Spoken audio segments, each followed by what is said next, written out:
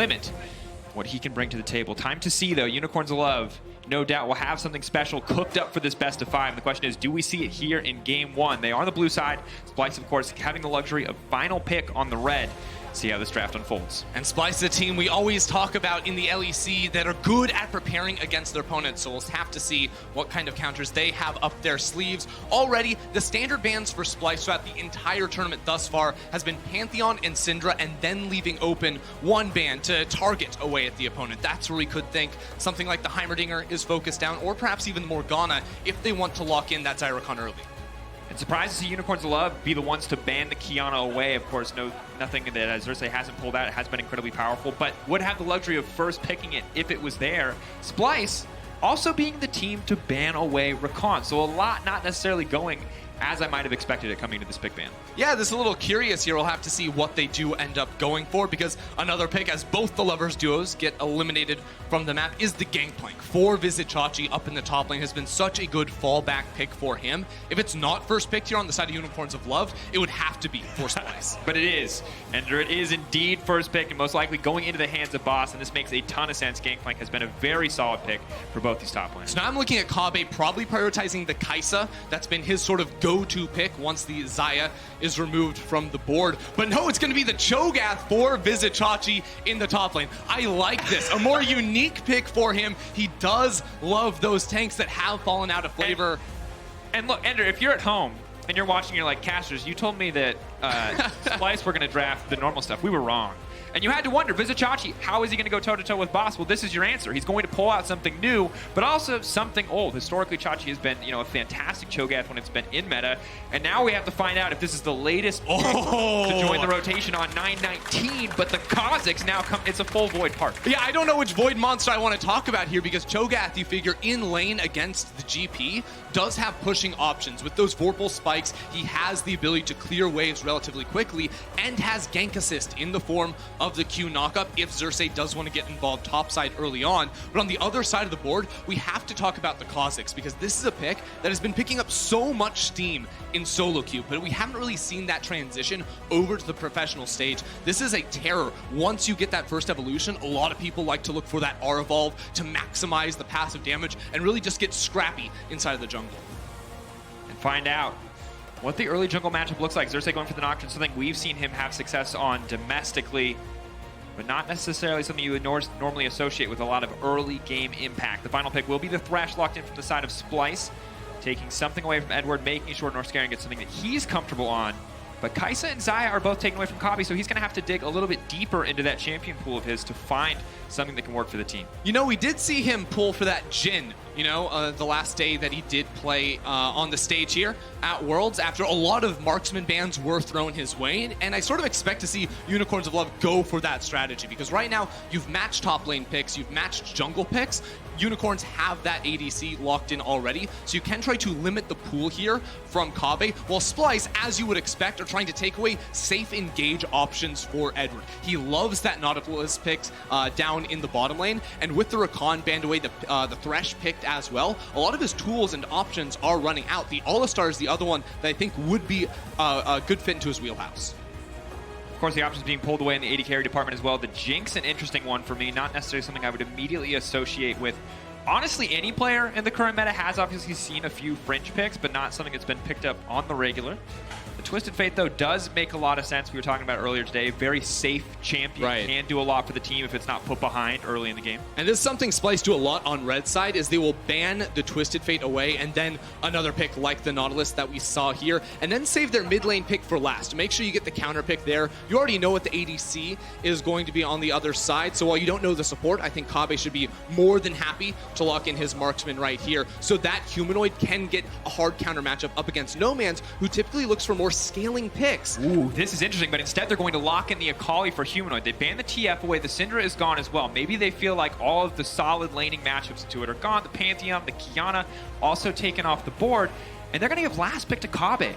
in the ADC position, and it's a wide open pool. Kobbe plays a lot of different champions, huge champion pool.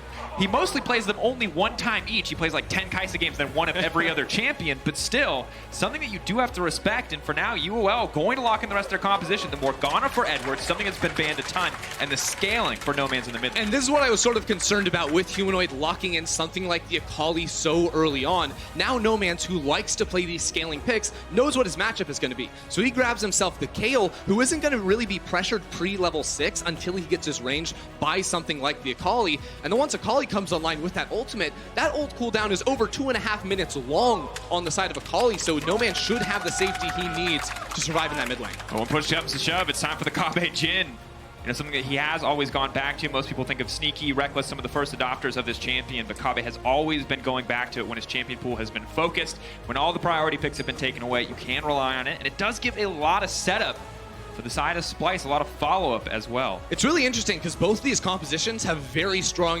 assassin junglers, fighters in the mid lane as well. But I consider they don't have a lot of hard engage. They have a lot of soft engage tools from range. The Gangplank ultimate on one side. They have to play off the Evolve W slow from Kha'Zix as well as the bindings from Edward. While the side of Splyce, they have Thresh hooks. They have Jhin from range to try and slow down targets, and then Nocturne to go ahead and fly on in here. So these compositions are not going to be the easiest to execute whatsoever, but I definitely think that the emphasis needs to be on Splyce to make plays early, because scaling certainly goes to the side of UOL with both the Gangplank and the Kayle. And have to see, can they weather the storm? Can they survive the early game? Splyce not necessarily set up to make plays pre-6 with the likes of Nocturne. That said, you have to respect the CC setup of a Cho'Gath, the CC setup of a Jhin. Both these teams putting a lot on the table here in Game 1. Splyce showing us something new in the Cho'Gath, a return to something old in the form of Kobbe's Jhin, and the Morgana. You got the GP, you got the Kayle. I just feel like this is a UOL special on the opposite side. Yeah, I really like a lot of the options they got here. The scaling threat with the Gangplank and that global ability. And then Ananasik. Everyone's eyes are going to be on the jungle matchup here and whether or not Ananasik can use this Kha'Zix to pop off early. It's time to see one final spot in the group stage remaining. Hong Kong Attitude, Clutch Gaming, Damwon Gaming.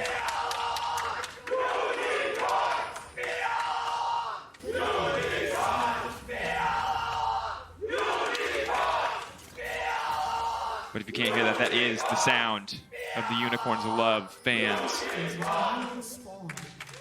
And they are here. They are loyal till the end, no matter what league, no matter where they go. The UOL fans follow, and now it is following them to Berlin. But level 1 setup is something that we have to keep our eye on, Ender. Look at this prep here. They know that Boss is going to be in the bush. 5 members collapsing onto the Gangplank. Boss is going to have to flash.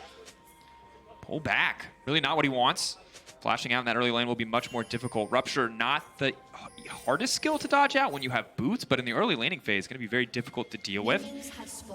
And now I think I want to bring us back. Actually, I'm going to hold that thought. Make sure the rest of this level 1 doesn't result in any kind of bloodshed. But it looks like Edward spotted on a ward. Humanoid knows not to push any deeper. Xerxes will get a bit of a leash from North Scare, and as Kobbe walks over a bit late, but should be fine to get to lane on time. So seeing Xerxes go start on the bottom side of his jungle right now is, I think, a very clever move from him so that he can pick up his blue buff and then get up towards the top side of the map, because ideally there is room to maybe bully out the Gangplank. Now, we talked about the Cho'Gath versus GP matchup a little bit in the draft, and push is definitely going to go the way of Vizicsacsi, especially because Boss is going to be handing over a leash right off the bat. But this is a situation now where I think that if they were to try to set up a bounce off that tower around the 3-minute mark and then look to gank Boss when he is exposed in that lane after it pushes back, that Xerxes and the rest of Splyce should be looking for that type of move. And a rough trade for No Man's in the mid lane, but I do want to keep talking about the jungle matchup because I do think it is pivotal for these teams, especially when you look at the way that both players have played over the course. And you can see a lot more activity, Xerxes, a lot more K+A. He has been the catalyst for a lot of this team's early game action. That said, on the opposite side, one thing you don't see here for Ananasik, something that you track very closely, Ender, is his ability to counter jungle. Exactly. Out of all the junglers we've seen so far play at Worlds, he has the highest counter jungle percentage of anyone, and that is because he loves to play high risk, high reward League of Legends where he gets into the enemy jungle and tries to steal away camps. He is the unpredictable unpredictable jungler. He is the risky jungler for sure. And in a lot of games, the end result is that he gets a really big lead and is able to use that to carry. But also, there are games for Unicorns of Love where he is a problem, where he does get punished. And that's where I think this jungle matchup becomes so interesting, because Xerxes is a guy that's never going to lose the game for Splyce. He's the consistent rock that, likes to outthink his opponents and try to track them. Sometimes he's the one to pop off early game and get them that lead, but never going to be letting them down. And when you see these two styles clash, one of them will come out on top. Either Xerxes and Splyce can track a Nanasik, or Nanasik is going to be able to build up big leads on his own. And one difficult point for Unicorns of Love at this moment in time is that Splyce have two pushing lanes right now in their favor. Vizicsacsi for now able to sustain that top lane push, and Kale, of course, pre-6 early on, can proc Klepto, but can't really do much else to interact with the wave. So a little bit earlier, I was talking about bouncing the wave in the top lane, and basically what that means is full pushing it in into the tower so that the minion wave will die to the tower before the enemy's minion wave arrives, and then the lane will reset where both minions are in the center of the lane. And Vizicsacsi missed that window by just a little bit. He was a little bit late on that push, so a gank top lane was not going to be ideal. Now you see that a little bit, though, with a lot of ranged minions on Boss's side. That lane is going to push in towards Splyce's side. Bouncer looking pretty good. Xerxes, is he going to go for the play? Of course, you have the oranges, but it won't stop the knockup. Oh. Bit awkward there. Vizicsacsi walking down, trying to look tasty, but here comes Xerxes. Red buff the flash forward. The fear now proc. Boss is going to need to get out, but he's not going to have a chance. First blood comes through. And remember, that flash was gone from level 1. A fantastic punish from Splyce. And this is the early game plan we were talking about, and Boss gets sort of hung out to dry right there with the lane pushing away from him. Because the Nanasik started topside and pathed on downward, he had no jungle attention. And lane was in a position where he was able to be ganked. And this is what I mean when we talk about Xerxes. They come in with a very solid level 1 plan. He's able to get that flash with the team and then time that gank around the 3 to 4 minute mark, just like we would have expected. And that's going to put them in a bit of a difficult situation. I mean, falling behind a Cho'Gath is never ideal. Despite not seeing the champion recently, I can remember him getting feast before you get your ult. It's a pretty miserable experience. And for Nomanz, he's just surviving here, but I feel like he's just going to have to give up a tower plate in this mid lane at some point.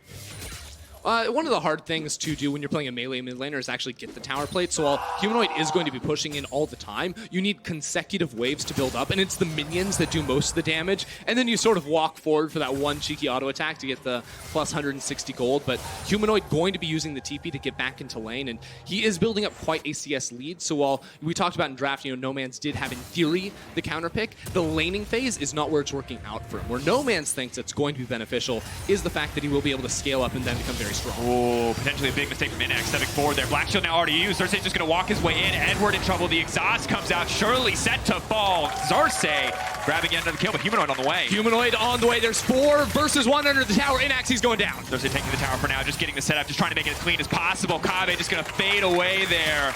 Captive audience indeed. So easy to land the Deadly Flourish on that one and knock him out. Hey, this early game already reminding me of day 1 Xerxes, but now Nanasik trying to make his move in the top lane. Vizicsacsi does have the flash, but not a lot of HP. And level 6. He can turn this. He can just try to commit to the play here. Knockup does not connect, though. Maybe this is the moment where they can turn. Boss can't get any lower, but he practices grasp. The flash forward, the silence. Chachi wants it so bad, but he's just walking away. That is one very alive Tyrant and one very dead Void Monster on the top side. Vizicsacsi trying real hard to pick up that kill, but not quite in range.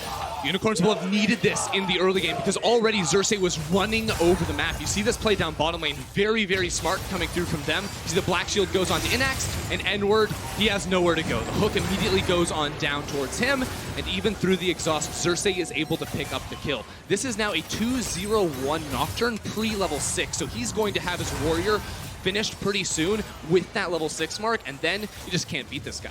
And just credit to the side of Xerxes. Hold that thought. Nanasik is going to get knocked up. Feast is on the way.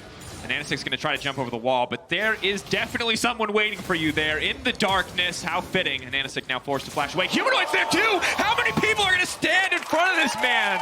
There was no path out. He jumps, surprise Splyce member. He leaps, surprise Splyce member. This is exactly what I was talking about, though, Dracos. Nanasik will go for these invades so often. And one thing we didn't get to set up is that Splyce as a team, they listen to Xerxes. He is so vocal on this roster, so when he thinks he's getting counter-jungled, you better believe that the rest of his team is going to respond. Vizicsacsi was just walking the lane, but Humanoid was called all the way up to pick up that kill. And look, if people stop killing each other for 30 seconds here, we got to take stock of what's happened. Because Splyce, they were crushing before the kills started coming in. They already had 1,000. Now they're up about 2K in their favor.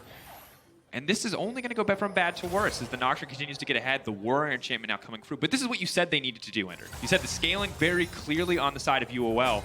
UOL are not getting the chance to scale. Not even a little bit, and that's going to be super problematic for them, especially now as Humanoid has a kill and an assist in mid lane, already has the Sork shoes, and there's no MR on the opposite side, so he's always going to have control over this mid lane, I feel like, for quite some time, because, you know, he can just drop the Shroud and then spam out the shurikens to try and clear away the minion waves. Now Xerxes is going to be spotted out on vision here, but I don't really know if Ananasik and the Unicorns of Love can do much about it. They do have Cannon Barrage to get involved in this fight, but Xerxes is just so strong at the moment. Just the advantage of having Warrior as opposed to the Caulfields and Blue Smite on the other side is a bonus 40 AD for the Nocturne, which is a gigantic number in any kind of fight. And now the Mountain as well, which is going to make it that much easier in the fights to come. And this is just not a team comp that you want to be behind. Because if you try to start a fight on a Jhin and you start to lose, you're not getting away, he has ultimate. And the same is true for a Nocturne. Try to start a fight on a Nocturne, he still has ult. You better be sure that you are going to win, or it's just going to completely fall apart. Yeah, be scared of the damage dealers, but also be scared of Vizichachi, because yes, he's fallen down once, but you look at the Unicorns of Love, they're very low range composition. Even Kayle and Kaisa, when they do have range, are on the lower end of a lot of carries. So Vizichachi, he has so much effective output when people are nearby him, because the Rupture becomes easy to land, you can land a multi-man silence as well, and then the Feast comes in, you can't react. He's very good at setting up for his team just instantly burst through targets. So that makes team fighting on a champion like the Kha'Zix even more difficult, because if you get silenced when you go in for an assassination, you just sort of sit there while you get one shot by the Feast as well. And it is brutal, but once again, the pressure is now on Splyce to execute. You see Ananasik moving in for a bit more counter jungling. High risk, again, I think very high risk, but he does have pressure on the top side, so it won't cost him too much. Needs to be careful, though. Ulti now coming in. Might want to turn his sights on a Vizichachi. He doesn't even know Humanoid's there. Time for a bit of stealth and time to leap away. I don't think it's going to be enough. Woo, he's juking, but it's not good enough to stop Humanoid. Chasing him down. Is there another proc on the ult? Won't even matter. One more auto. Humanoid just cleans it up. Really nicely played right there. Humanoid always on the roam. How he often picks up his kills back in the LEC, but working very well with Xerxes, I feel, whether it was punishing the invade attempt from Ananasik or getting up topside to make that gank happen. It's going super well for him, and he's making it on good timings too, because he's not falling behind in CS. A lot of that is carried over from the early laning phase, but oh man. Shuriken Flip connects, that's huge damage. Electrocute proc is gone. There's no Gunblade here. Humanoid just smashing in trades, and this is something that I think we have to talk about. Humanoid's playing well with the team, but also Kale's a scaling pick, yes, but right now Kayle is just useless, losing lane pressure constantly, and Humanoid has been on the top side repeatedly. And it's really interesting because usually you think about Kayle and she's really good into most assassins, because most assassins rely on their ultimate to actually kill you. But because Akali has such a low cooldown on her Q spam as well as the Shroud, she can take a lot of extended trades against you and just whittle you down without even needing to pop her ultimate. So you get one more look in the top lane, the perfect setup from Vizichachi to get buffs low enough. Not quite able to get the bonus stats with the Feast mark right there, but Humanoid plays this very, very nicely as well, using all the gap closers to make sure Ananasik has nowhere to go.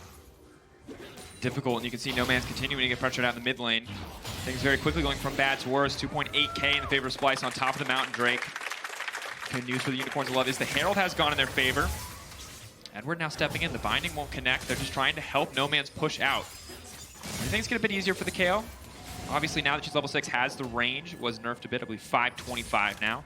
Will be 575 as she gets more stacks, of course.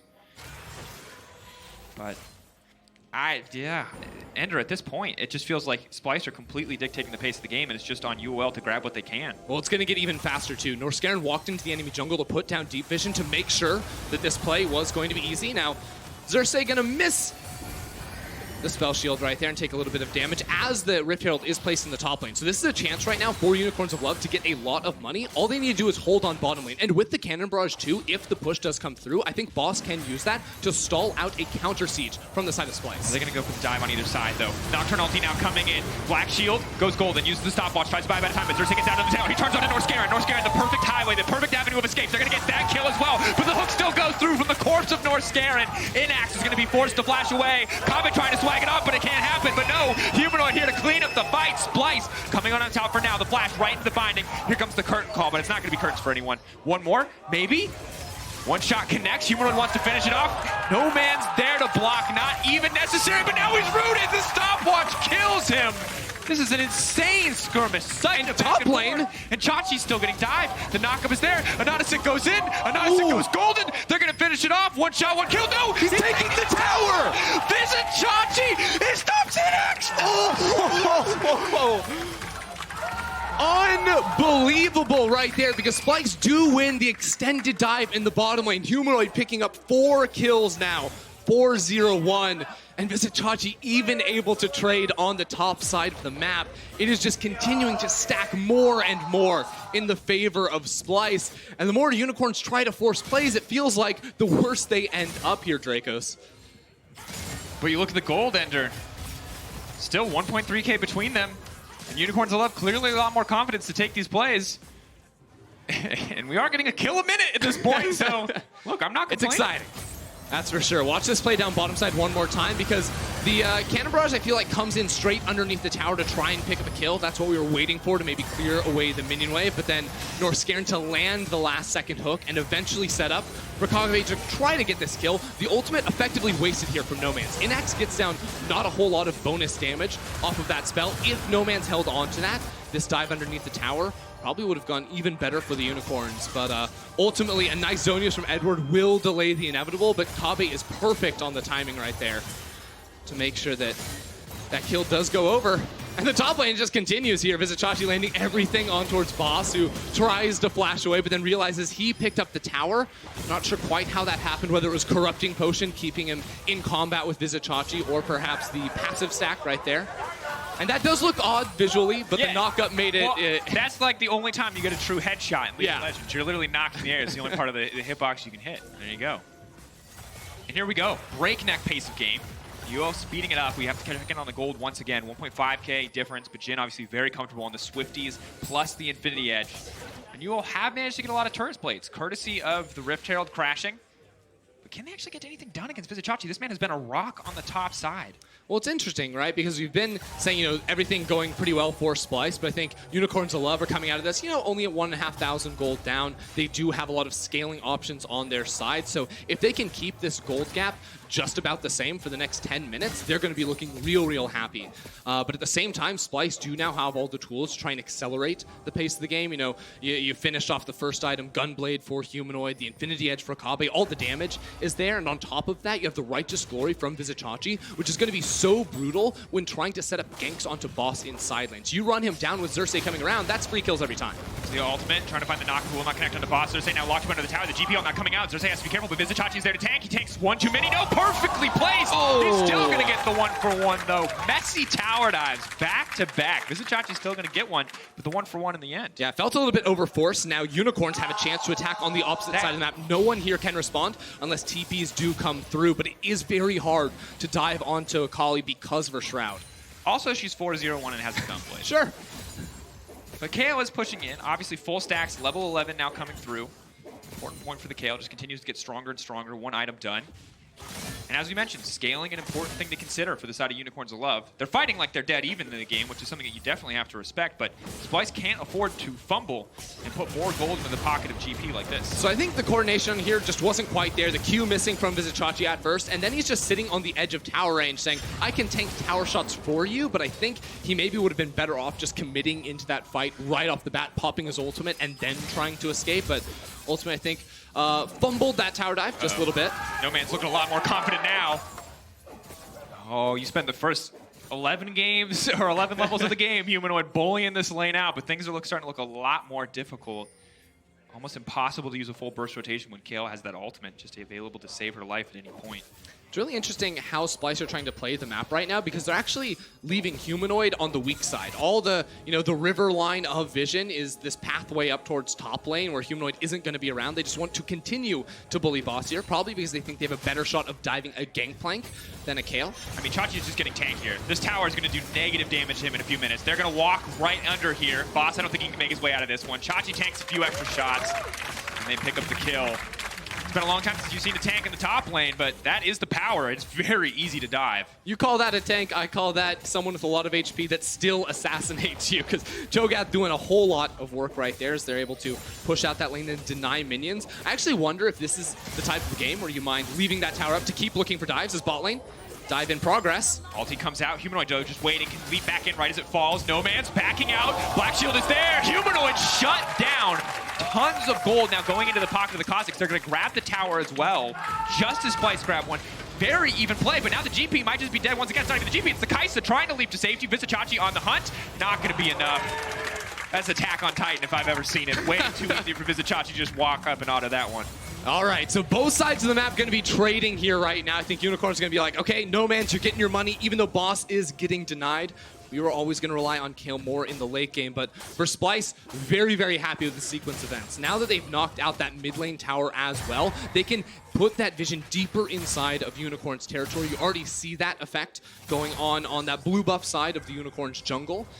And next, the transition is going to be towards this Infernal Drake spawning in 30 seconds. All of Splice and Unicorns resetting onto the map to potentially contest around this objective. But there are some key ultimates down, you know. All the ultimates except for Edwards on the side of Unicorns. But the Paranoia going to be missing from Xerxes. Humanoid should have it up soon, so Splice will want to pull the trigger. Now in trouble. Anonasek going to sidestep there. Xerxes has to run for the hills. Vizicachi now running into the midst of the team. The flash out from Anonasek. No Man's needs to retreat. Kale ult not available. That should be one dead Kale. Vizicachi grabs that one. Curtain call now comes out. They're behind the play. That makes the Jin so incredibly strong. One more shot. Will not connect. Good patience from Anonasek to hold on to the leap. But still, Edward will get knocked up. Still, the Jin is chasing down. Boots of Swift is tearing him in. And a beautiful hook from Northscarin. 2 more for Splice, and their gold lead just explodes. Splice knew the window they needed to find the fight right there with the spells, with the items under their belt. And now they take full control as they look for even more. Vizicachi gets taken very, very low, but they can easily recall here and look for the Infernal. Kabi just absolutely fearless. Continuing to step forward. Xerxes is now going to grab the 3rd Drake of the game. 3 for 3 for the side of Splice. 4K gold lead. For a while there, it was looking pretty even. Unicorns of Love trading blow for blow, but once again, Splice very much in control. But I really have to question why Unicorns think fighting there is so key, because all of their ultimates were down, or at least 4 of the 5. Edward, the only one holding on to it. At the same time, this is where Splice as a composition are going to be so much stronger than the Unicorns. The lead, especially between Vizicachi and Boss, going to be massive. And Kaisa wasn't even in the fight at the start. They thought they could just assassinate Xerxes, but with the flash over the wall, they realized they were just way too far out of position. And No Man's without a flash, without the ultimate either. It's just easy pickings for this team to go ahead and clean up even more in the back half. Now Humanoid's hunting. Trying to find the knock, the Black Shield is now gone. The Nocturne just goes in. They're just going to pick him off one at a time. This composition is merciless. Doesn't even need the 4 shot. Just use the 2nd one to find another kill. Splice now can set their sights on the Baron. They have the Mountain Drake. They have 5 members up. And Ananasik's going to be dead for another 25 more seconds. Unicorns of Love have no tank if they are to run in and try and face tank into this river. And Humanoid sitting there waiting to just blow up the first target. GPL comes out, but it's not nearly as much damage as they need. Humanoid now playing with his food, trying to buy time for the rest of the team. Northscarin locked down, but he's not the center of attention, and that means the Baron will drop in favor of Splice. Humanoid now going to retreat. The flash forced out. Unicorns of Love getting crushed in this exchange. Splice just pick up absolutely everything. Now, for the next 3 minutes, they have the Baron buff, and they have all the winning lanes, you know, with Xerxes' ability to quickly rotate between the 2 as well. We'll see the initial setup on this play one more time, because it literally was just Humanoid trying to get in range to set up for this assassination. Without that mid lane tower, the Unicorns of Love don't have control over their own jungle, and nothing demonstrates it better than that play right there. As I was saying, now with, you know, the Warmogs finished on Vizicachi, I think we just continue to see a Splice that sieges in mid with 3 members and then looks to collapse with Xerxes, either top lane or bottom lane. Northscarin, though, caught out. Maybe this could be a difference. Kabe walking forward with the 4 shot. They're going to do a chunk of damage to the GP, but they're still able to close this one out. Now comes the curtain call. Anonasek ready to step forward and try to block. They're not going to make sure Boss doesn't go down. And just can't afford to get caught out there. That's going to waste so much time on the Baron. Look, it's just a massive blunder right there from Northscarin, because not only does he not have pushing side lanes, right, that are creating pressure, so in theory, you could make something happen. You see Humanoid actually trying to stack the minion waves here, which I think is a very smart choice from him. But at the same time, his allies aren't there either. He sees a Kale on the map. That's the only member, so of course he gets caught out when he walks in towards this bush, and that'll end up wasting a significant portion of this Baron. Humanoid stack wave, though.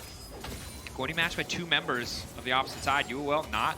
Their base is not broken open yet. And while it is a massive lead for the side of Splice, until they close this game, the Kale continues to become a larger and larger threat. It's a similar story for the Kaisa. Interesting, though, that she's opting to go for the AP build. Of course, have GP as a source of solid 80 damage on the top side. The Kale, mostly magic. And now the Kaisa is going to be a bit of a split as well. Now, Ananasik has ticked over to level 11, so he has the evolved Q and W for that extra slow from range. Could be effective at chasing down Humanoid. Running.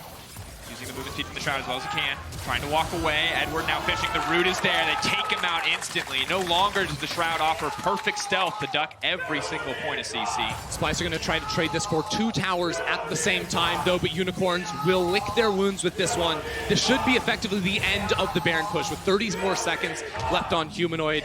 Don't think that Baron will be able to be used to crack open the base. 7K gold lead, something that UOL now have to deal with.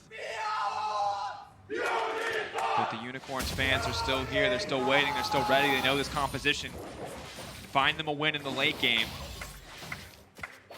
But Ender, honestly, I think there's just so much pressure on the side of Unicorns to love to never split up. Because you see No Man sitting comfortably on the side lane, but there is a Jhin, there is a Nocturne. If he's ever face-to-face with an Akali and 2 members can suddenly influence a fight, he will go down in an instant. This comp is so fantastic at picking off individual members who are isolated. Absolutely, and that's sort of the beauty of having this Nocturne in the jungle, and I think Ananasix Kha'Zix was supposed to be able to try and match that with the Moby Boot purchase, but we just have not seen that come to fruition just yet. Unicorns, they never want to play the full map. They never want to play for side lanes.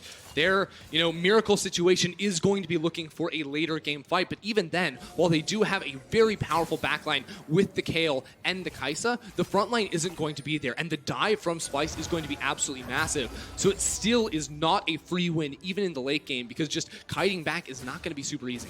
You just don't have a tank, and the enemy team does. You can't afford to make. He's got a Righteous Glory. He's just chasing you down. He's gonna walk straight into your face. The ulti now coming out from the Nocturne. Invisible trying to bide as much time as he can, flashing away from the fear. Barrel comes in. Cersei will back. Oh! Right over the wall! And the hook. Clean shot comes in from Kabe. Deadly flourish. Last auto's gonna connect. That's it. I mean, without a single member available. UOL 4 strong, have to try to hold on. No Man's now running. The chain CC is there. Black Shield stops it in its tracks. Good on Edward. Unicorns have to use the Gangplank ult to clear the waves because everyone else needs to step up an auto attack, which just is not going to happen. They'll hold on to their base, but now Splice are going to pick up their second Infernal Drake. More and more things stacking in their favor. I realistically don't see much of a window now for Unicorns trying to fight against this. It's just, it only gets harder as the Infernals start to stack. Everyone except for the Cho'Gath going to be happy to have those stats. They really want this fight. They think someone's going to come and try and face check. You remember how aggressively Unicorns tried to fight around that last Infernal Drake, even without the cooldowns? They also just have perfect vision in the jungle. And they know the Nocturne alone is more than enough to take this. The Kha'Zix was dead at the start of this, so they can't just wait for the pick. It costs them nothing to try to set that up. Of course, on the opposite side, always have to get a little bit of creep. We talked about scaling. Second item for GP. Not really where he wants to be. Maybe 3 or 4 would be ideal. It's a similar story for the Kayle. The good news is the Kai'Sa, after grabbing that wave, should be pretty close to third item. Maybe that can be the difference in these big fights, but if you Kai'Sa ult into a Cho'Gath, he silences you and you die. So it's not easy at any point. I mean, how do you actually kill Cho'Gath now with Adaptive Helm versus both Kayle and Kai'Sa? That is going to be slashing through and cutting down all of the on-hit damage that both of those champions are dealing. And even if you do, chunk him out a little bit, let's be real, you're not going to kill him. He has the Warmogs to heal on up, so you must attack Humanoid, but that's a 3-level lead. Still doesn't matter. The Kha'Zix invisible wants to change. Oh, it matters. It matters. It absolutely matters. Humanoid. Now trying to run away from this one. No Man's can hopefully clear it out. The 1-for-1. Not ideal, but not bad. The shutdown going over to the side of UOL. A bit over-aggressive from Ananasik.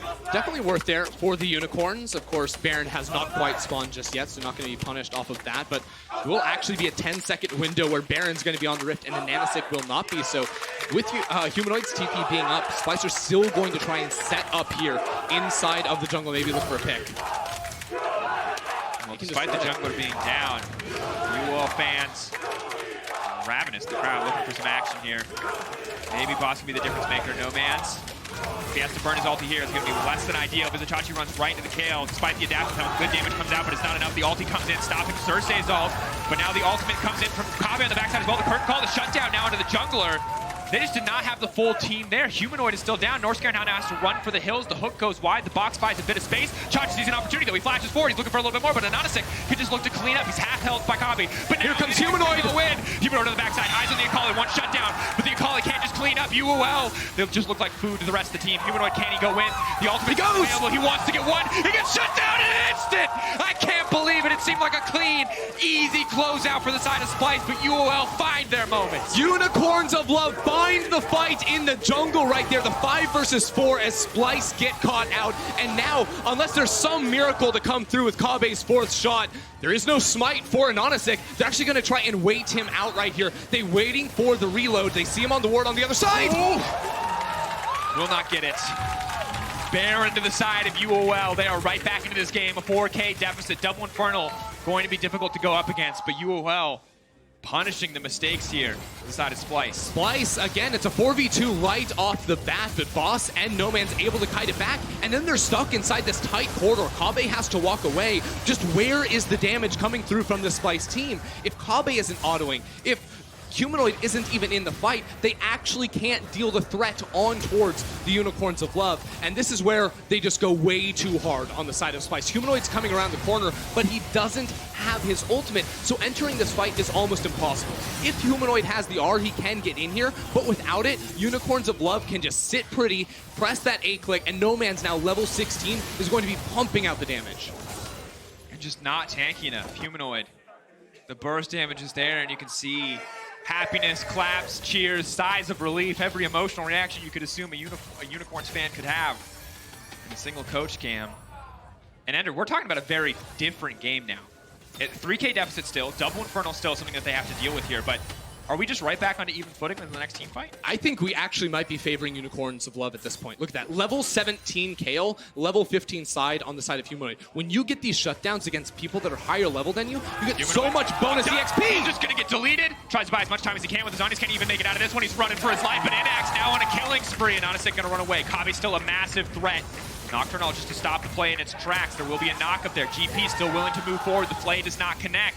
Norscarian has a hook to dissuade a further dive, but they're just barreling down the mid lane. Unicorns of Love are unrelenting. They want to use this Baron buff as best they can. Kabe going to try to one-shot. Cannon creep there will clear it out as they set their sights instead on the bottom side of the map. Vizichachi walking over. He himself could be caught out. Xerxes forced to spell shield there.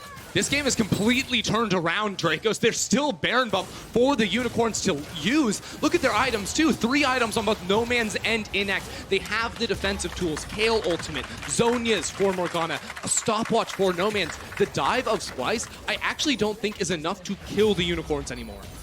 We're also at the point where splitting them up is just not an option. They've got Baron, they're grouped everywhere. 2 in the mid lane. Splice thinking like they want to attack that one. The rest of the team backing off, instead setting their sights on the Mountain Drake. The last Drake to spawn before Elder. The game gets real interesting now because on one side you have just rapid fire consistent DPS. That's going to be the Kale, that's going to be the Kaisa coming from the Unicorns of Love. So our eyes have to be on those 2 players to be pumping out the DPS and to be staying alive until the end of the fights. Whereas Splice, their damage comes in bursts. You know, you have Cho'Gath's ultimate, the Nocturne assassination, Humanoid as well, and then Kabe, he's got 4 shots and then he's got to reload too. So Splice need to be much more cognizant in these team fights of calling out their major cooldowns. When they can go forward and fight, and when they're on CD, when they go back. Because if they just walk in a line towards the Unicorns of Love, Kale's just going to swat them down.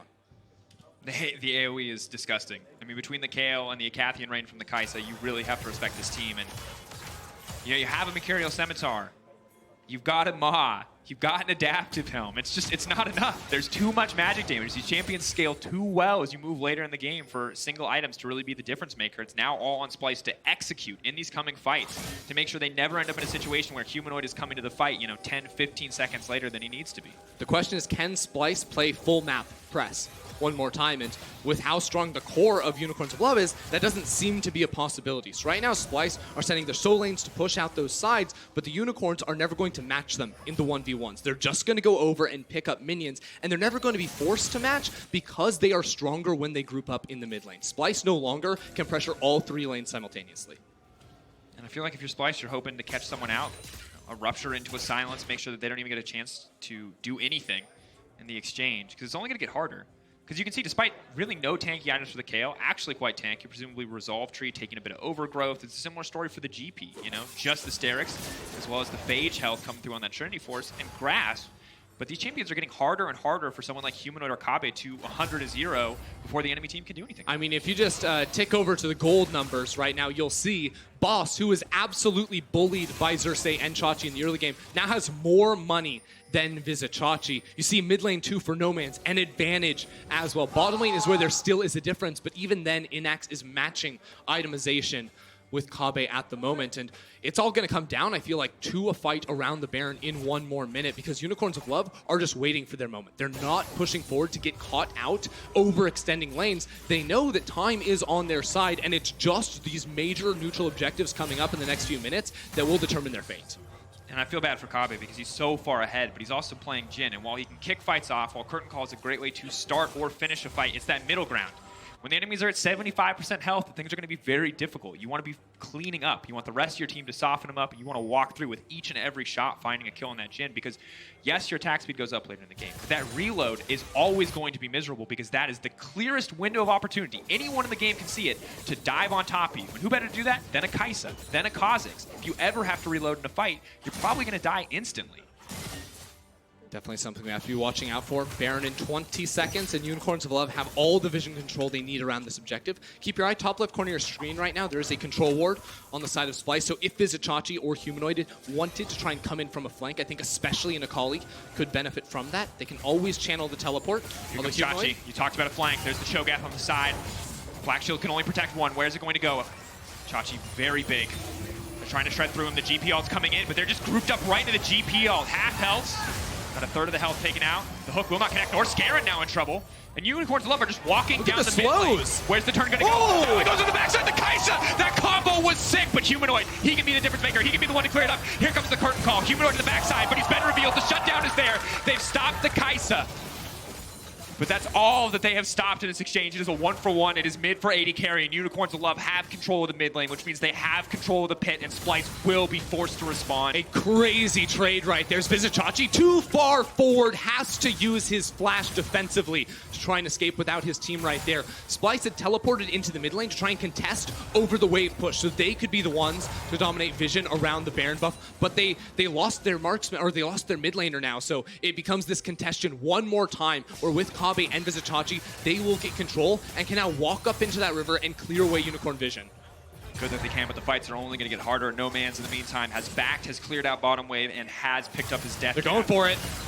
Nonastic waiting in the darkness.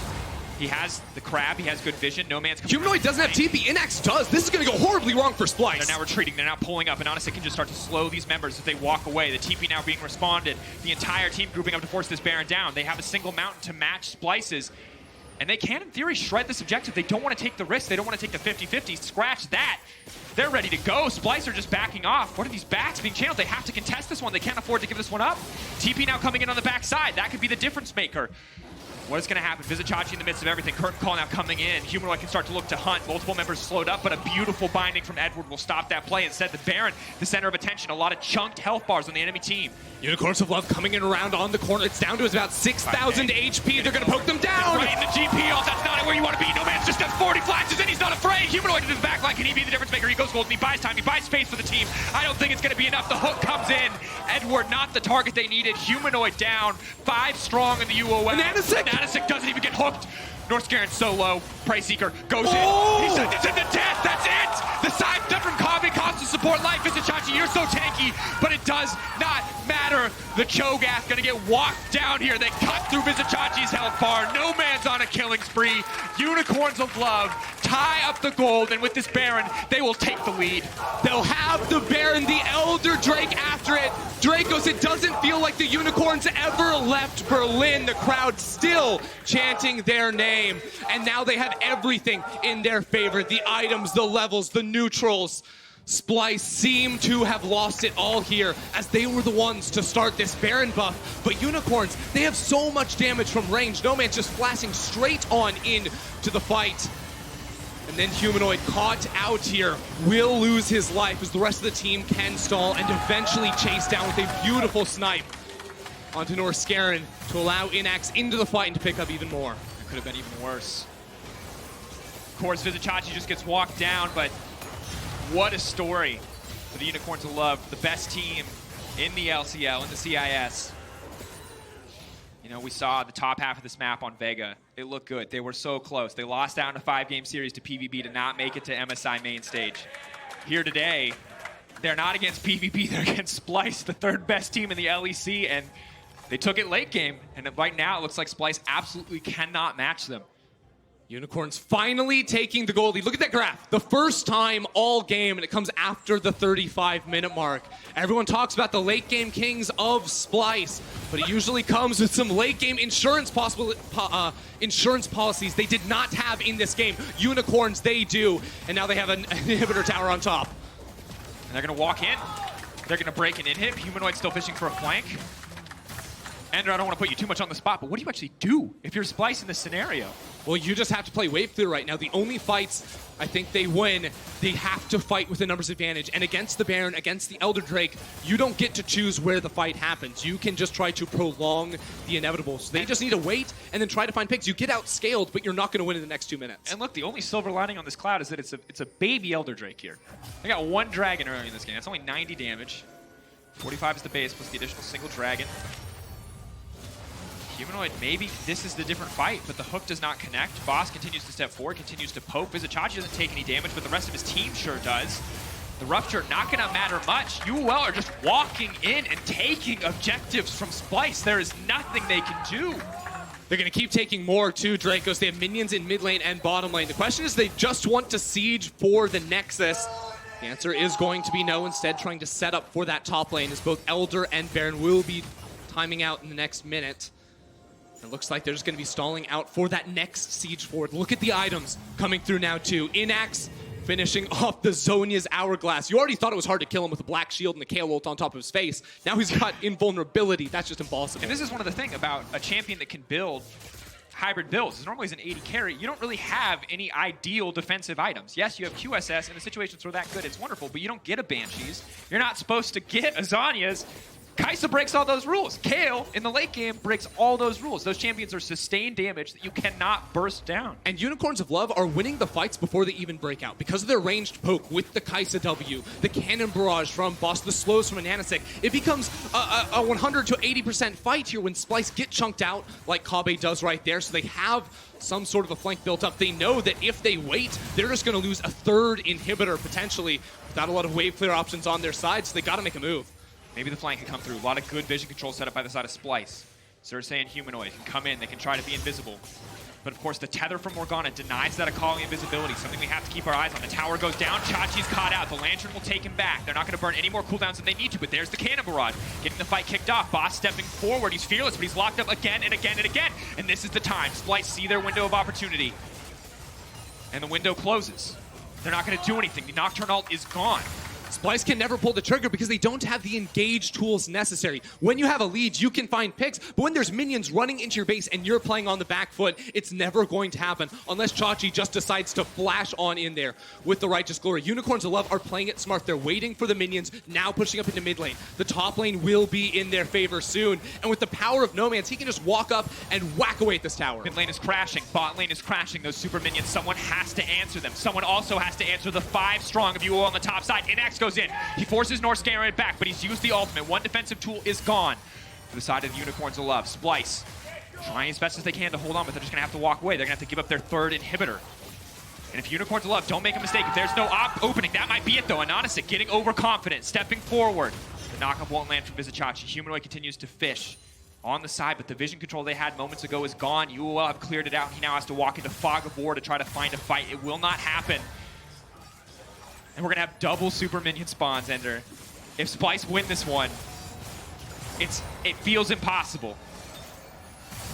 Slow and steady will win the race here for the Unicorns of Love. They have all 3 inhibitors down. Baron in a minute, Elder in a minute and 20 seconds. All you have to do is set up your vision now. A little bit light on that at the moment, but they can walk on in into enemy territory, get the waves pushing, and Splice should never realistically have the chance to enter into the river. And if they do, that's when you jump on them. That's when you make them punished. Consistency. Now what Unicorns of Love need, they know how to win. They know the Baron is theirs for the taking if they set it up smart. If they skip steps, something could happen. Something could turn against them. Yes, the odds are heavily stacked in their favor. You can still lose if you play a bad hand. Unicorns of Love fishing. Once again, looking for something, looking to find Vizicachi. It's a big hitbox on the Cho'Gath, but not the target you really want to engage on.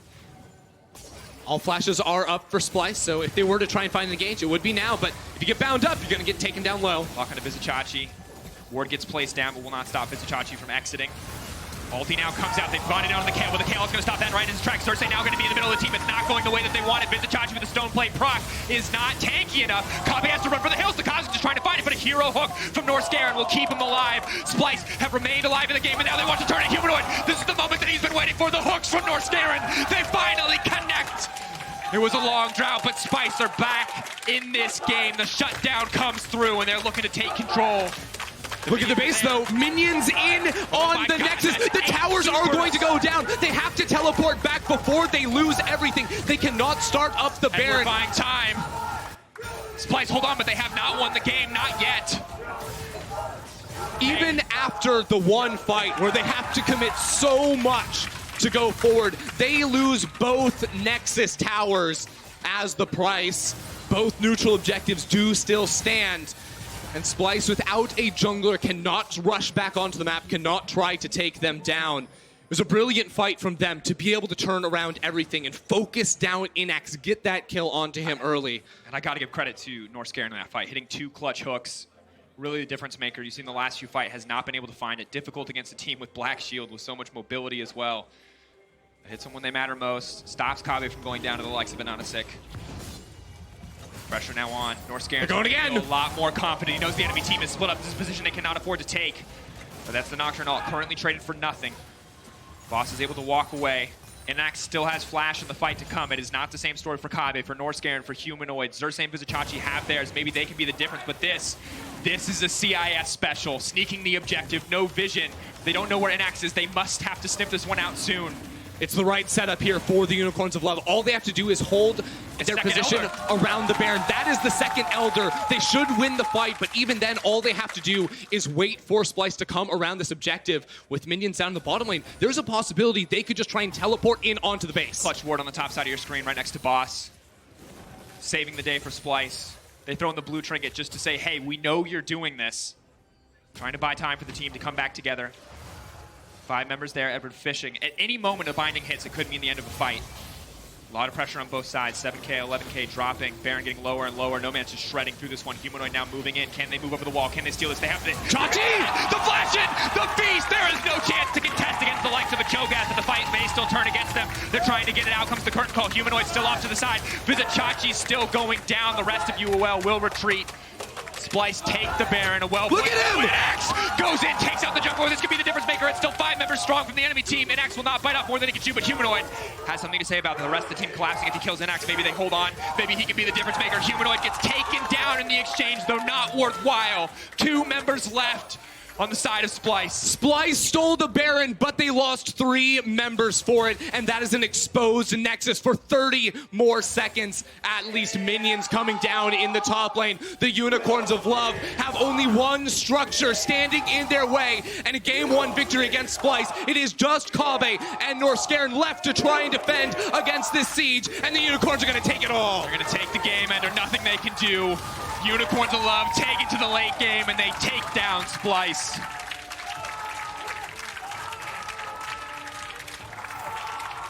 It was the Unicorns of Love that went for those late game insurance policies, and after finding just one fight around the